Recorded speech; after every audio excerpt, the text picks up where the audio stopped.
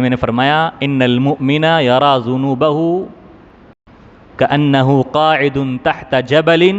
یخاف ان یقع علیہ. مومن کا معاملہ جو اللہ کی یاد سے غافل نہیں ہوتا، جو بیدار ہے، گناہ کیے ہیں، وہ پہاڑ میں اس کے نیچے بیٹھا ہوا ہوں اور اب یہ پہاڑ کبھی بھی گر سکتا ہے اور میرا خاتمہ ہو سکتا ہے اور کبھی بھی میرا انجام برا ہو سکتا ہے. لیکن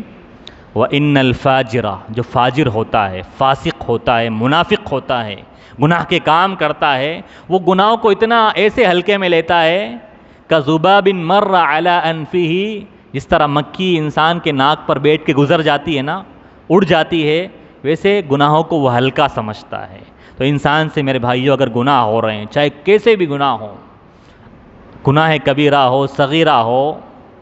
فرائض چھوٹ رہے ہیں، واجبات چھوٹ رہے ہیں، حقوق چھوٹ رہے ہیں،